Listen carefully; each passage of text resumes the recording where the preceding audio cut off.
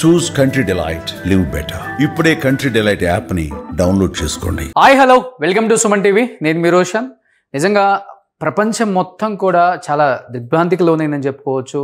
ఎందుకంటే దాంట్లో ఇండియన్స్ మాత్రమే కాదు, అండ్ అక్కడ దేశానికి సంబంధించిన వాళ్ళు కూడా ప్యాసింజర్స్ దాంట్లో ట్రావెల్ చేస్తున్నారు. 242 మందిలో ఒకే ఒక్కడు మృత్యుంజయుడు అని చెప్పుకోవచ్చు. నిజంగా దేవుడు అంటే నౌకలో ఉన్నాయి భూమి మీద అతను చెప్పాడు, ఆల్రెడీ స్టేట్మెంట్ ఇచ్చాడు. ఒక పెద్ద సౌండ్ వచ్చింది, తర్వాత క్రాష్ అయిపోయిందని చెప్పారు. దీని గురించి క్లియర్గా విశ్లేషించడానికి ఏవియేషన్లో దాదాపు 40 సంవత్సరాల ఎక్స్పీరియన్స్ ఉందన్నమాట వల్లూరు వెంకటేశ్వర గారు. ఇప్పుడు ఈ క్రాష్ జరిగింది, ఇంత పెద్ద బ్లాస్ట్. డెఫినెట్గా కొంత టైం అయితే పడుతుంది, కాదని చెప్పము. 2 ఇంజిన్స్ ఫెయిల్ అయినాయి. ప్రజెంట్ అయితే ఇది మనకు వచ్చిన అప్డేట్. బట్ బ్లాక్ బాక్స్ ద్వారా ఫర్దర్ ఇన్ఫర్మేషన్ ఏంటనేది మనకు వస్తుంది కాబట్టి. సో ఇక్కడ ఒక చిన్న డౌట్ సార్, ఎందుకంటే మీరు చూస్తే అర్థమవుతుంది క్లియర్గా ఇక్కడ. So air India 171 tracking history చూస్తే సార్ మనం ఒకసారి, సో ఇది ఎయిర్ ఇండియా మీకు క్లియర్గా అర్థమవుతుంది ఇక్కడ, అహ్మదాబాద్ టు లండన్. సో దీని నావిగేషన్ ఒక్కసారి చూస్తే, ఎందుకంటే ఇక్కడ పాకిస్తాన్ అనేది క్లోజ్ చేసింది అనమాట ఇటు సైడ్ జూన్ 24th వరకు. అందుకని నావిగేషన్ అనేది చేంజ్ అవుతుంది, రూట్ మారుస్తారు డెఫినెట్ గా. సో ఏమన్నా అవకాశం ఉందా సార్ పాకిస్తాన్ హస్తం ఏమన్నా ఉండొచ్చు అంటారా ఇక్కడ? ఏమన్నా బయట రేర్ పాసిబిలిటీ అండి. యాక్చువల్గా బయట నుంచి వచ్చి ఒక పేరు ఏదైనా ఉండాలి కదా, ఒక రీజన్. అవును, ఇప్పుడు అయితే నావిగేషన్ ఎట్లా వెళ్తుంది సార్ ఇది? ఇట్లా అహ్మదాబాద్ నుంచి యాక్చువల్గా కొంచెం డిఫరెంట్ రూట్స్ ఉంటాయండి. ఇట్లా మనకి యాక్చువల్గా ఏంటంటే మాకు ఎయిర్ ట్రాఫిక్ కంట్రోల్ అనేది డిఫరెంట్ రూట్స్ ఉంటాయి. ఇప్పుడు అది ఎయిర్ స్పేస్ పాకిస్తాన్ క్లోజ్ అయినప్పుడు డిఫరెంట్ రూట్లో సీకుండా వెళ్ళిపోయి మళ్ళీ ఇరాన్ మీదగా, ఇరాన్ అయితే మన ఫ్రెండ్లీ కంట్రీ, అట్లా డీవియేషన్కి వెళ్తూ ఉంటాయి అనమాట. ఇట్లా మనం చెప్పలేము. యాక్చువల్గా రూట్ అనేది ఏ ఎయిర్క్రాఫ్ట్ అయినా కానీ పర్టికులర్ రూట్ ఫాలో అవ్వాలి. మనకి ఎట్లాగైతే రోడ్స్ ఎట్లా ఉంటుందో ఎయిర్లో కూడా రూట్ సిస్టమ్ ఉంటుంది. ఆ నావిగేషన్, ఎయిర్క్రాఫ్ట్ నావిగేషన్ ఆ రూట్ అయితే ఫాలో అవుతూ పోతూ ఉంటుంది. ఎయిర్ ట్రాఫిక్ కంట్రోల్ అనేది వాళ్ళు ఆ రూట్లో ఫాలో అవుతున్నారా లేదా అనేది అన్ని అసెస్మెంట్ చేసుకుంటూ, ఏదైనా రూట్ డీవియేషన్ అవ్వాలన్నా కానీ ఎయిర్ ట్రాఫిక్ కంట్రోల్ యొక్క పర్మిషన్ తీసుకొని, left deviation, right deviation, down కానీ అప్ కానీ వాళ్ళ పర్మిషన్ తీసుకోవాలన్నమాట. ఇటువంటి సిచ్యువేషన్ లో కూడా ఏంటంటే కింద నుంచి వెళ్తుంది. ఈ బాంబే కంట్రోలర్ ఇది అహ్మదాబాద్ కంట్రోల్ లోనే ఉంది యాక్చువల్గా ఇది టవర్. ఓకే, ఇది యాక్చువల్గా అయితే ఇక్కడ పాకిస్తాన్ అంతే కదా.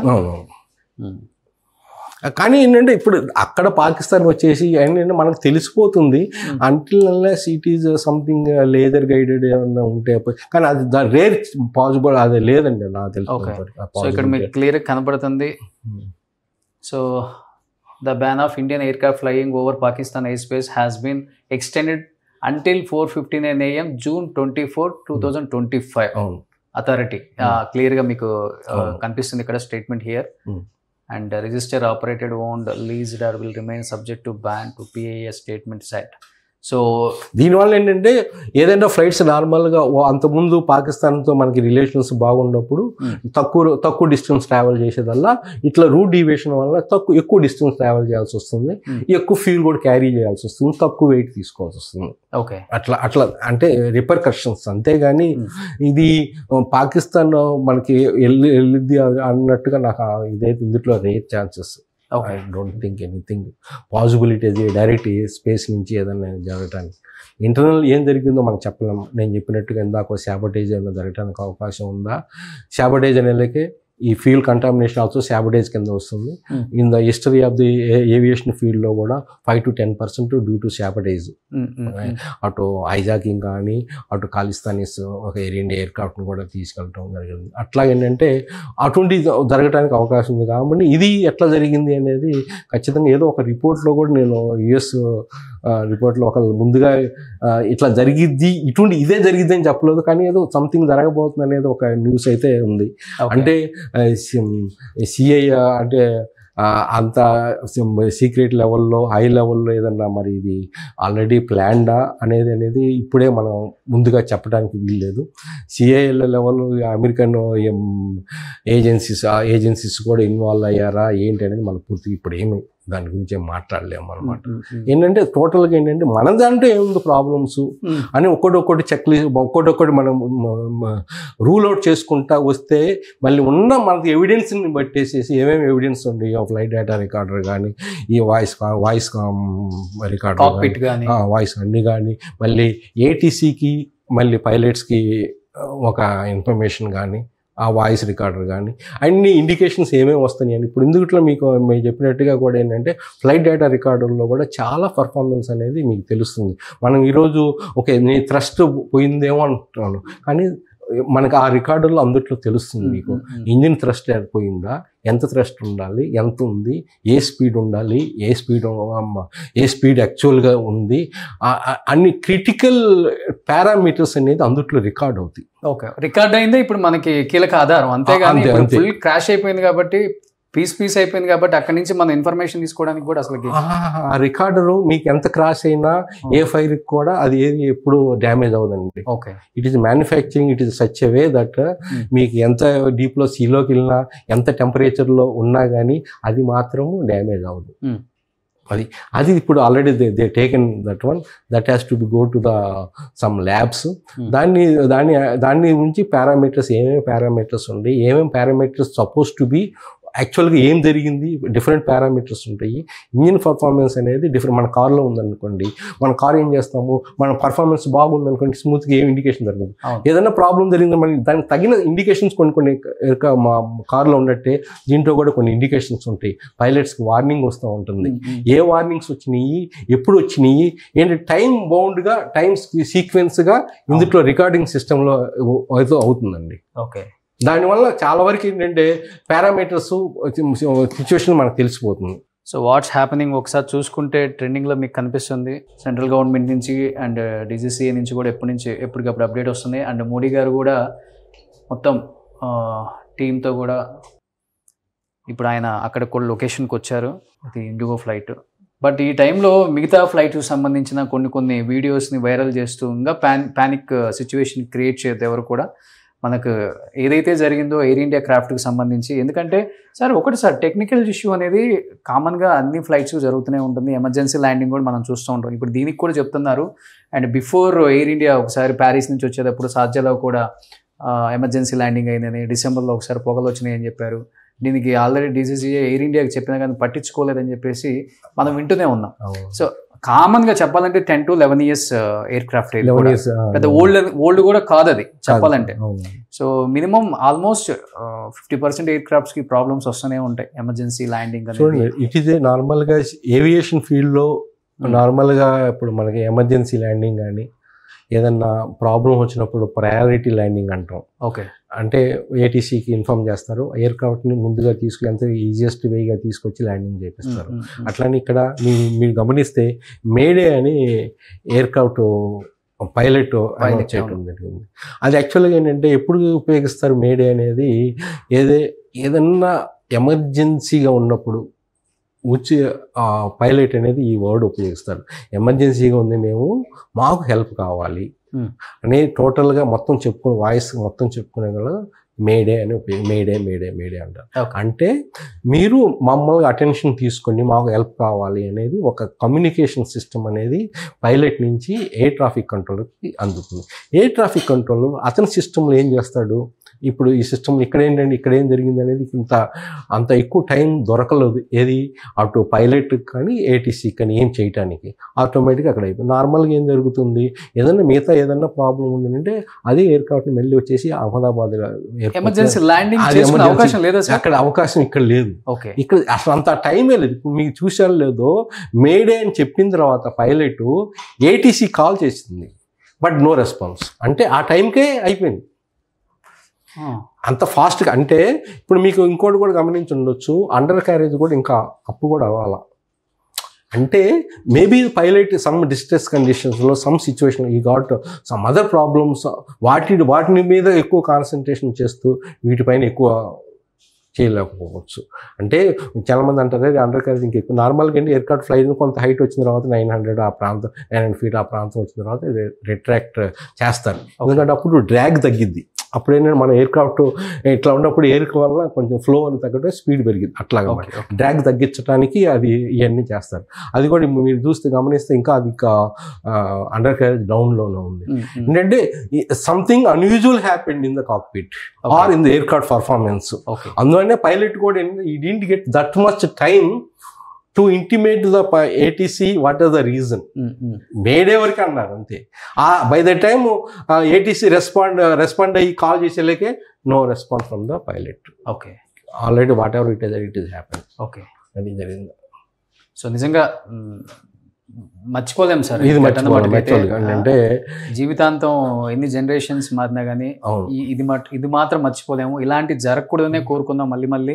డెఫినెట్ అండి. మన అందరూ ఏంటంటే ఇటువంటి జరగకూడదనే ఉద్దేశంతోనే ఇది కూడా మనం ఇప్పుడు ఈ అవేర్నెస్ కూడా జనాలకు కూడా ఏంటంటే ప్రతి ఒక్కరికి కూడా ఇది ఒక అవేర్నెస్ కూడా. ఏముందో కాక్పిట్లో కూడా ఏం జరుగుతుంది అనేది మిగతా ప్యాసింజర్స్ కూడా అబ్జర్వ్ చేస్తూ ఉండాలి.